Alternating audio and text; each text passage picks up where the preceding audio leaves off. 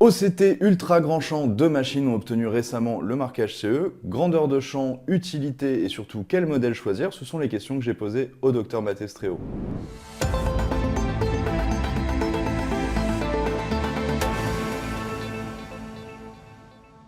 Docteur Stréo, on vous retrouve aujourd'hui pour parler d'OCT ultra grand champ. Alors déjà, ultra grand champ, on va définir ce que c'est. Alors effectivement, merci Martin de venir voir ces nouvelles machines. Donc on savait déjà que dans la rétinographie, il y avait le grand champ, l'ultra grand champ, mais il se trouve que dans l'ère de l'OCT, aujourd'hui, on est rentré dans l'ère grand champ et également ultra grand champ. Alors c'est un mot qu'on entend dans les congrès depuis quelques temps. Là, la grosse particularité, c'est que ces machines ont enfin eu le marquage CE. Ces deux machines, elles sont juste à côté. On va avoir le petit frère et le grand frère. Expliquez-nous.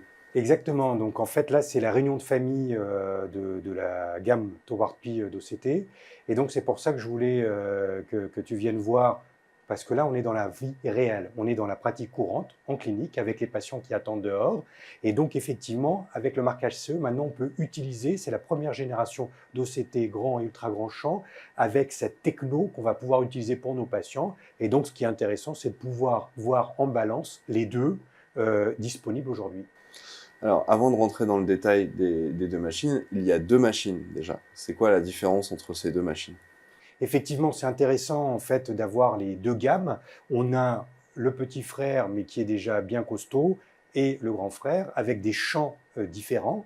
Mais il se trouve que les deux appareils ont une activité combo, c'est-à-dire qu'ils ont déjà la capacité de voir le segment antérieur, la cornée, le cristallin, mais également le segment postérieur avec tous les modules qu'on connaît, le nerf optique, la macula et la rétine. On va rentrer dans le détail de ces deux machines. On va commencer par le petit frère déjà très grand.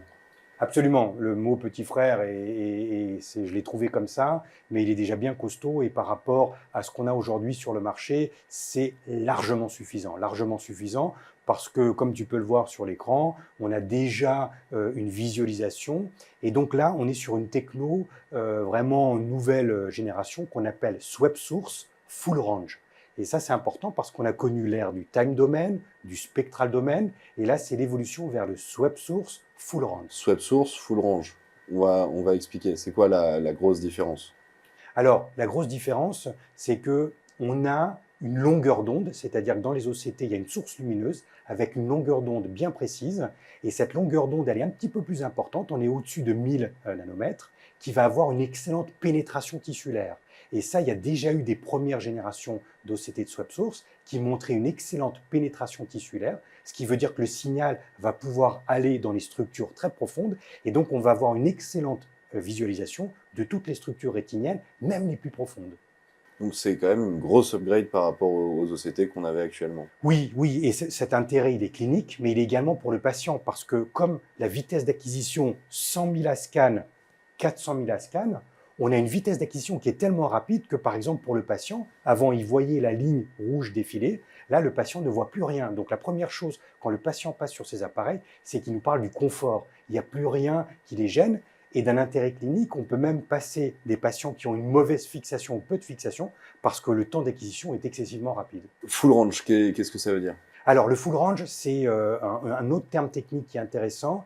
C'est une capacité, en fait, à avoir une meilleure résolution sur tous les champs d'analyse. Et ça prend tout son sens pour avoir un champ d'analyse d'OCT plus large avec une meilleure résolution. Et ce qu'on voit aujourd'hui, c'est qu'avant, on parlait d'un champ d'OCT qui allait à 6 mm, ensuite 10, 12. Eh bien, aujourd'hui, on est sur du 17 mm et sur du 24 mm, ce qui est tout simplement énorme. Donc ça c'était pour le petit. Maintenant pour le très grand. Alors effectivement, donc le très grand permet de faire de l'OCT ultra grand champ.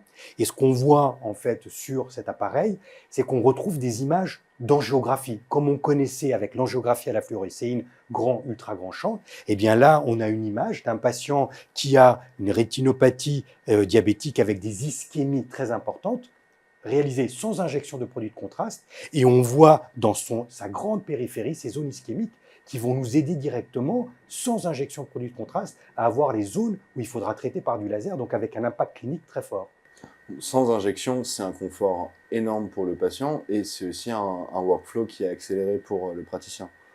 On revoit un peu tout la prise en charge des patients. On connaissait déjà l'OCT angiographies. Ça fait plusieurs années qu'on connaît l'OCT angiographies plutôt pour la zone maculaire centrale. Donc on sait qu'il y a des patients de DMLA qui ont déjà moins d'angiographie parce que l'OCT angiographie existe sur la partie centrale. Et bien là, c'est une évolution supplémentaire sur les pathologies. Et à mon sens, c'est surtout les pathologies vasculaires, occlusion veineuse rétinienne, les rétinopathies diabétiques, tout ce qui va toucher la vascularisation périphérique. On voit que vous avez les deux machines ici. Est-ce que c'est une obligation d'avoir les deux ou est-ce qu'une suffit? Comment ça se passe? Non, certainement pas. On est ici dans un centre de référence, un centre d'imagerie, c'est-à-dire que la plupart de nos patients sont des patients adressés pour deuxième, troisième, quatrième avis. Donc, on est obligé d'être au top. Et si aujourd'hui on veut être au top, il faut avoir les deux.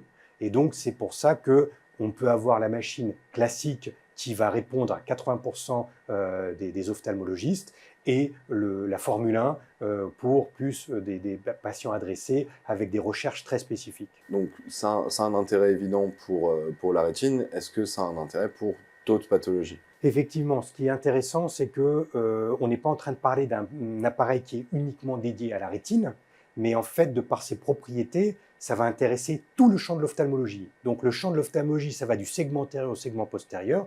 Donc on est en train de parler d'appareils ultra performants pour l'analyse du segment antérieur, la cornée, le cristallin, l'angle irido-cornéen, la chambre antérieure, mais également le segment postérieur avec la rétine, comme vous le voyez, mais également le glaucome. Donc c'est des appareils qu'on appelle combos qui vont s'intéresser à la totalité du champ d'application de l'ophtalmologie. Vous me parliez tout à l'heure, quand on a préparé cet entretien, des tissus profonds qu'on voyait beaucoup mieux avec cette technologie. Absolument. C'est, je pense, une des choses qui frappe en premier. En fait, quand on prend ces machines en main et qu'on les utilise, on est interpellé par la qualité du signal sur les couches profondes. Et les deux premières choses qui sortent, c'est la qualité du champ. Et le deuxième, c'est la visualisation de la choroïde. La choroïde est une couche profonde sous la rétine.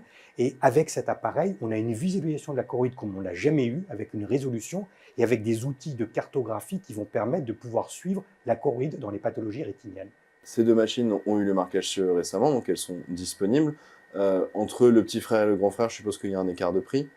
Donc oui, il y a un écart de prix entre les deux. On est entre le simple au double, mais le petit s'intéressera vraiment à la grande majorité de l'ophtalmologie et le grand plus pour des demandes très spécifiques, mais qui aura forcément un succès certain, parce qu'on sait déjà que de par le monde, ça prend beaucoup. TowarP, c'est la marque de ces deux machines. C'est une marque dont on n'entend pas parler souvent. Comment ça se fait? Alors oui, il y a quand même un changement de paradigme parce qu'on connaissait les fabricants classiques d'OCT, d'imagerie en ophtalmologie. Là, on est sur une marque chinoise. Donc c'est un peu une nouveauté pour nous. On apprend à connaître, mais derrière, c'est du lourd. C'est-à-dire qu'il y a un développement, il y a un savoir-faire, il y a aussi des usines qui fabriquent toutes les pièces, donc la totalité de la machine, ce qui fait une indépendance totale. Mais c'est vrai que c'est une nouveauté et on apprend en fait à utiliser ces machines. Et c'est distribué par un distributeur français. Oui, alors ça c'est l'idéal, c'est-à-dire que le fabricant est chinois, certes, mais nous, notre interlocuteur, c'est EBC, c'est un distributeur français, et donc ça veut dire qu'on parle en français et on leur expose nos problèmes en français. Vu la nouveauté, je suppose que c'est pas la dernière fois qu'on va entendre parler de ces machines. Vous allez potentiellement publier des choses. Alors, effectivement, c'est un nouveau chapitre qui s'ouvre. D'ailleurs, il y a d'autres appareils qui arrivent sur le secteur, donc vous allez en entendre parler. Mais effectivement, c'est le premier à être utilisé en pratique clinique. Et donc, oui, là, c'est une page blanche, surtout en France. On a été les premiers, donc là, on est déjà en train de faire des études sur le nerf optique, sur la rétine, sur la macula. Et donc, je vous donne rendez-vous à la SFO en mai 2025 pour les premières communications et les premiers résultats avec ces machines dans nos patients. Le rendez-vous est pris, le JT y sera. Merci.